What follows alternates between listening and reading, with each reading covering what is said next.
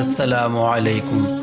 آج ہم آپ کو 5 ایسے اعمال کے بارے میں بتائیں گے جو ہمارے گناہوں کو مٹانے کا سبب بنیں گے۔ یہ اعمال نہ صرف آخرت کے لیے ہمارے لیے نجات کا ذریعہ بن سکتے ہیں بلکہ دنیا میں بھی سکون اور اطمینان کا باعث بنتے ہیں۔ آئیے جانتے ہیں کہ قرآن و حدیث کی روشنی میں یہ کون سے اعمال ہیں۔ نمبر 1، سچی توبہ۔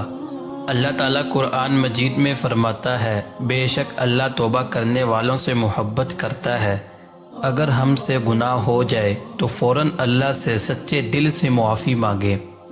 سچی توبہ وہ ہے جس میں انسان کو اپنے گناہ پر ندامت ہو اور آئندہ وہ گناہ نہ کرنے کا عزم کرے۔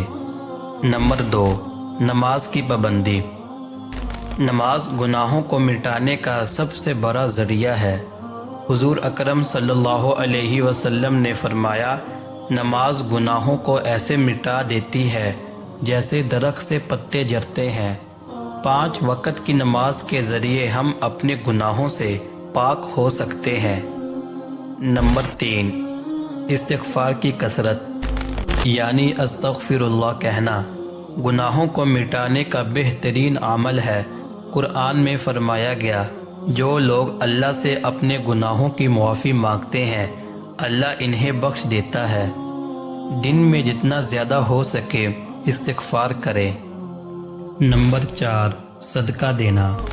صدقہ نہ صرف مشکلات کو دور کرتا ہے بلکہ گناہوں کا کفارہ بھی بن جاتا ہے۔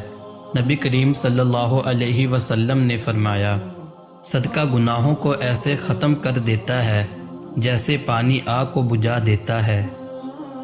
نمبر 5، حقوق العباد کی معافی۔ اگر کسی سے زیادتی ہو گئی ہو تو فوراً معافی مانگیں اور ان کا حق لوٹائیں۔ اللہ حقوق العباد کی معافی اس وقت قبول کرتا ہے جب وہ شخص معاف کر دے۔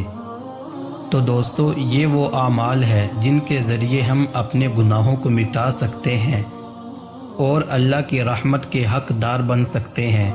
آج ہی اپنی زندگی کو بدلنے کا عزم کریں اور ان اعمال کو اپنی عادت بنائیں۔ اگر آپ کو یہ ویڈیو پسند آئی ہو تو اسے لائک اور شیئر اور سبسکرائب ضرور کریں۔ جزاک اللہ۔